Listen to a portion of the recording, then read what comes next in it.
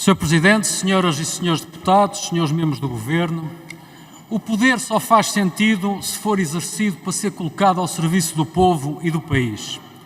Este Governo tornou-se um óbice, o principal obstáculo ao desenvolvimento do país. Estão a amordaçar a sociedade, agarrando-a a uma letargia que só serve para se perpetuarem no poder. A pergunta é, Sr. Ministro, quando vão resolver esta atrapalhada em que mergulharam o Serviço Nacional de Saúde?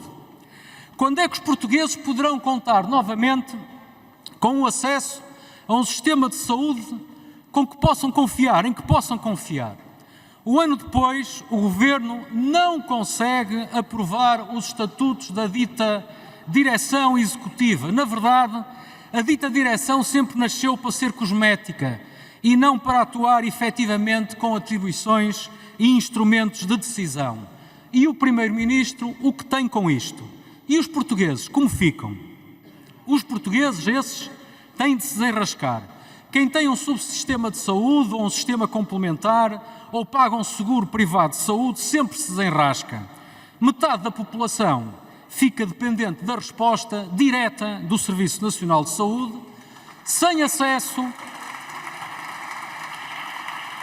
Metade da população fica sem acesso a urgências, sem acesso a consultas, sem acesso a cirurgias ou tratamentos.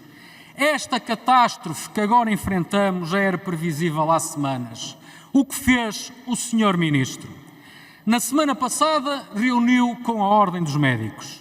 Esta semana reúne com os sindicatos.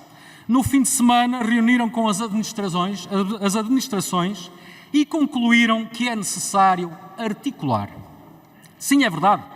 Gente experiente com responsabilidades em funções de uma forma ou de outra há anos. Descobriram que é necessária uma maior articulação. O que é articulação?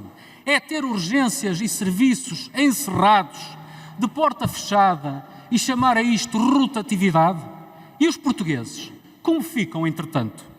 O Ministro da Saúde não tem ideia do que fazer, não se compromete com soluções, não se compromete com prazos e o Primeiro-Ministro não está nem aí, faz de conta que não é nada com ele.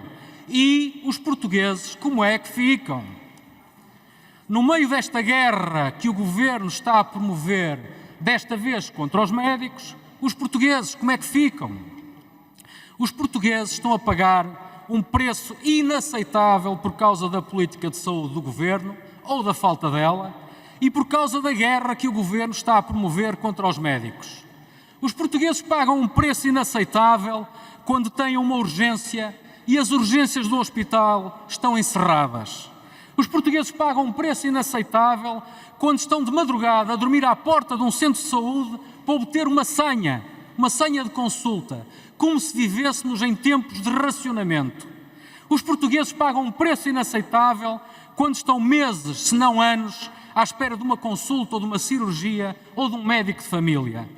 Esta guerrinha do Governo com os médicos tem de acabar, porque em primeiro lugar estão os portugueses e o acesso garantido e pronto a cuidados de saúde.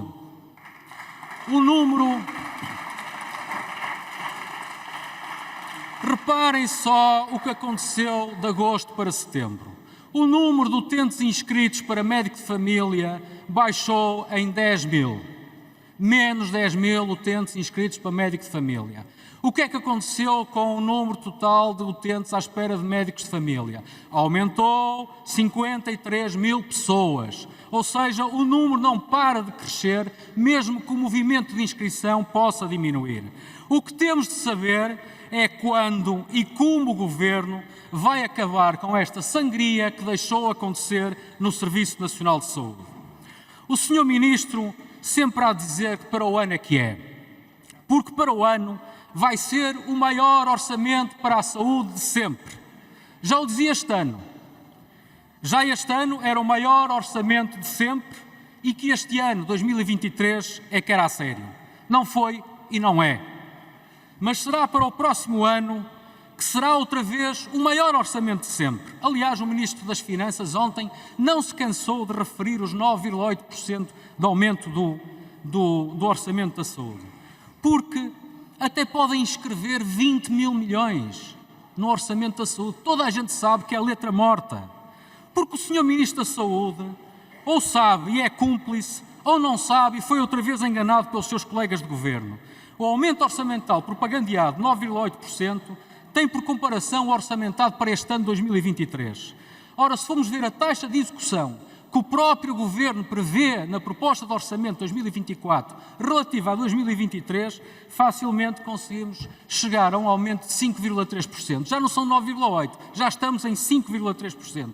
E se considerarmos a própria inflação que o orçamento prevê para 2024 de 2,9%, façam as contas e chegamos à conclusão que, afinal, o grave de tudo isto é que, ao invés de se preocuparem em intervir no sistema e de resolver os problemas, continuam uma política de escamoteio e de propaganda. E, portanto, Sr. Ministro, de cúmplice ou enganado, vai voltar a fazer triste figura. E os portugueses, como é que ficam? Reparem que a necessidade de intervenção com poder de decisão e políticas para a saúde é tanta que o sistema está tão desequilibrado que 10% dos médicos que se recusam a fazer urgências para além das horas legalmente previstas conseguem colocar em modo catastrófico todo o sistema. Não vê isso, Sr. Ministro? E os portugueses como é que ficam? Por mais que o Sr. Ministro desconsidere, hoje vai mesmo ter de falar e de explicar como é que vai resolver esta catástrofe. O país está penosamente à espera. Sr. Ministro, os portugueses, como é que ficam? Muito obrigado.